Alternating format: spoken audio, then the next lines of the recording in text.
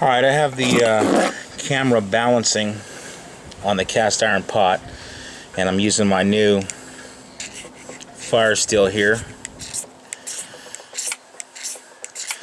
There's a little bit of lighter fluid on this paper.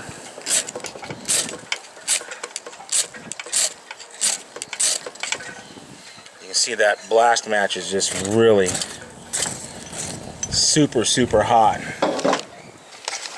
So there was my camera tripod, and we're gonna hope that gets started. If I open this bottom door, that should give me a good draft, make it burn a lot hotter, and we're gonna leave this door open until the coals get going real nice, and then I'll shut it. With the Stovetec, apparently you put the smaller grate inside, you put your coals from the top, leave the main door secured, and this is how you adjust your heat flow. It's from the bottom door. So I put 10 charcoals in there, and we're going to see how many hours I can get of cooking time out of that. So here's the corned beef. Before I get it started, I'm actually going to cover it to the top with water, and then just try to make sure I can adjust the cooking temperature of the Stovetec, and I want this to simmer for 4 hours. So you can see right there, put a couple little pieces of wood. I can get this thing go a little faster if I can. I started about 3:35 or something, so it's only been about 8 minutes.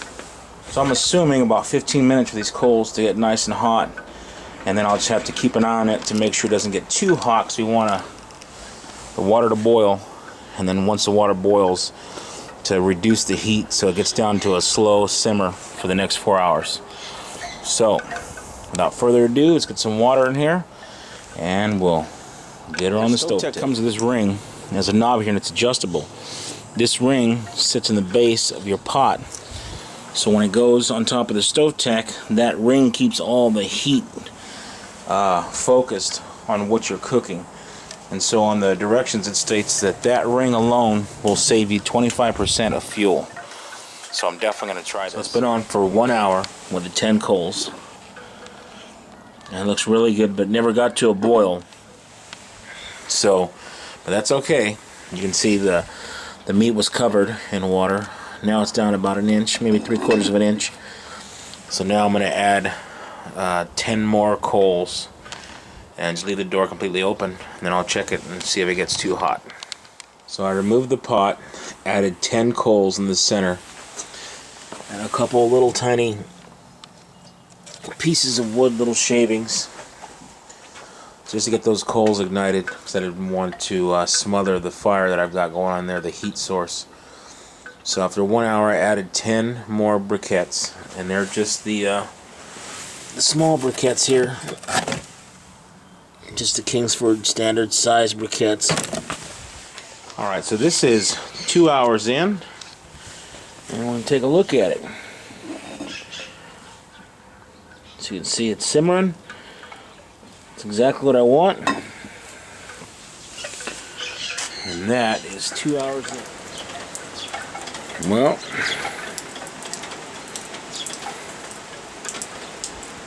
it's been 3 hours.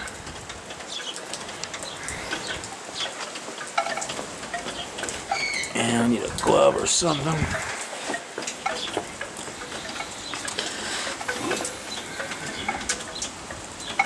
Yep, simmering nice. Got 1 more hour to go. Okay, I made a mistake. I secured the bottom door, and it really cooled it off in there. About 2 minutes ago, this was not boiling. Yep, still not boiling. So for the last hour and a half, I've had no simmer and no boil. So I reopened the door, added some more coals, a couple little bits of wood to get that stuff going in there. It looks like we're going to have another hour, maybe hour and a half left to cook time. So it won't be done when I said it was. This thing about cooking, you have to adjust, you know. You have to be flexible, because you never know what's going to happen or how things will work out. So I'm looking at about 6 hours of cook time now. But that's okay, I'll just make it more tender. Alright, 6 hours. Still simmering nicely, and the meat is 100% done. So I'm just going to let it sit on there let it sit. The meat's not disintegrating, so that's good. It's still one solid piece.